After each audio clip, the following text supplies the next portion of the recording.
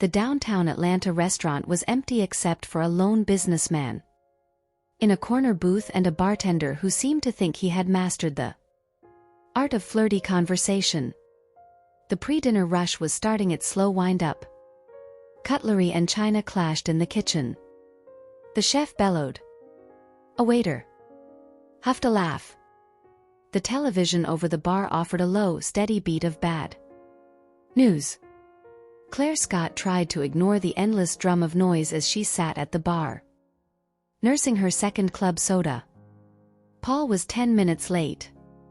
He was never late. He was usually 10 minutes early. It was one of the things she teased him about but really needed him to do. Another? Sure. Claire smiled politely at the bartender. He had been trying to engage her from the moment she sat down. He was young and handsome, which should have been flattering but just made her feel old, not because she was ancient but because she had noticed that the closer she got to 40 the more annoyed she was by people in their 20s. They were constantly making her think of sentences that began with a "when I was your age." Third one. His voice took on a teasing tone as he refilled her glass of club soda. You're hittin' 'em pretty hard. Am I? He winked at her. You let me know if you need a ride home. Claire laughed because it was easier than telling him to brush his hair out of his eyes and go back to college. She checked the time on her phone. Again. Paul was now 12 minutes late. She started catastrophizing. Carjacking, hit by a bus, struck by a falling piece of airplane fuselage. Abducted by a madman. The front door opened, but it was a group of people, not Paul. They were all dressed in business casual, likely workers from the surrounding office buildings who wanted to grab an early drink before heading home to the suburbs and their parents' basements.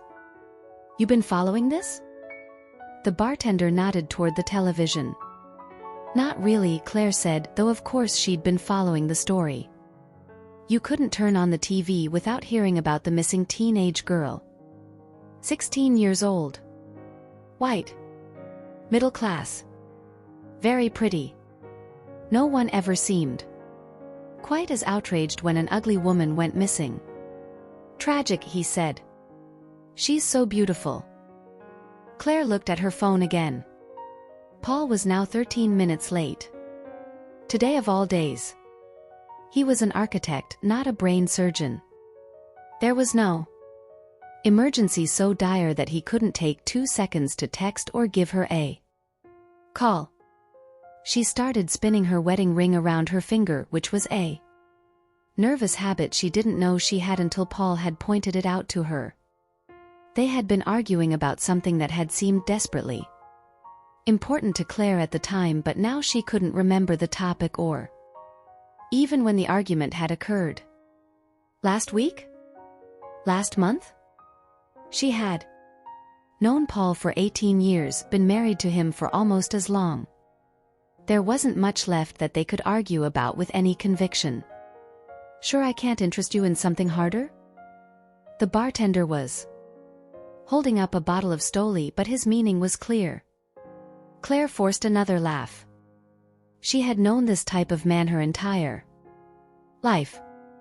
Tall, dark, and handsome with twinkling eyes and a mouth that moved like honey.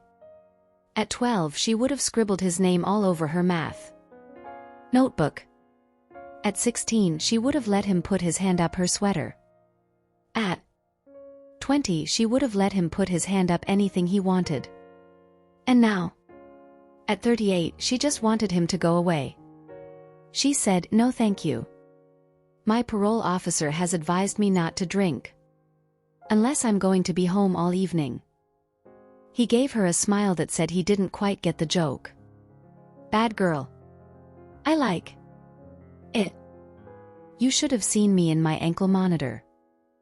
She winked at him. Black is the new orange. The front door opened. Paul. Claire felt a wave of relief as he walked toward her. She said, "You're late." Paul kissed her cheek.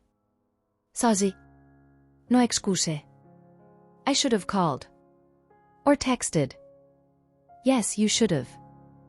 He told the bartender at Glenfiddich, single, neat. Claire watched the young man pour Paul's scotch with a previously unseen professionalism.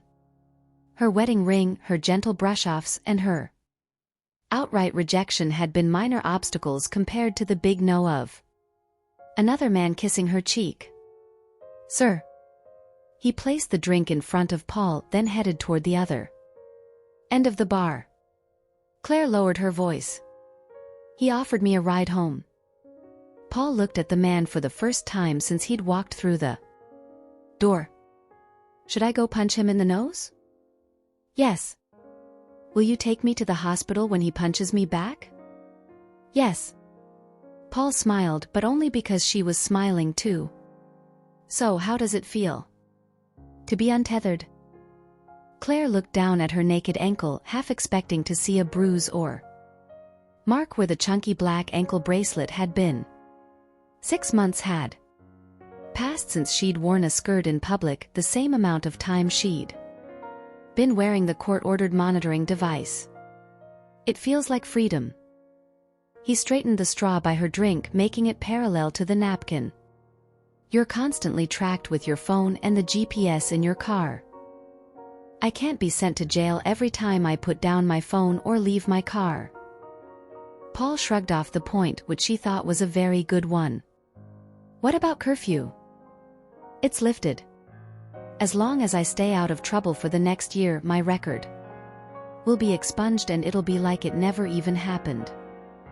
Magic. More like a very expensive lawyer. He grinned.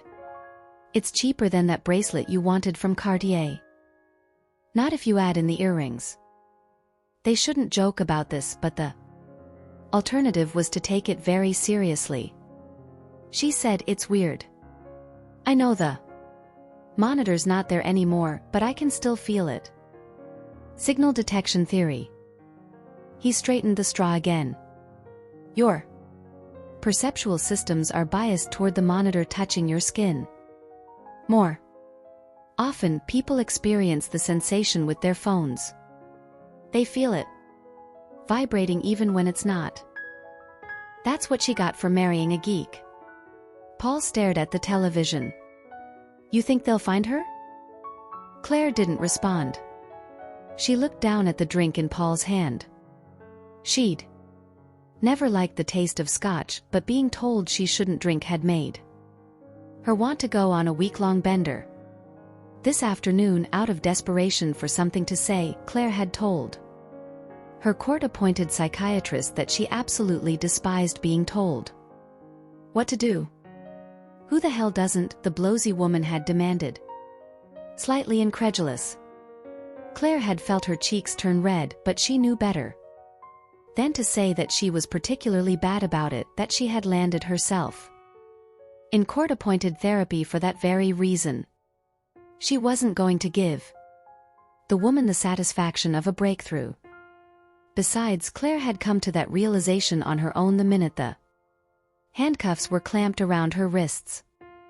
Idiot, she had mumbled to herself as the cop had guided her into the back of the squad car.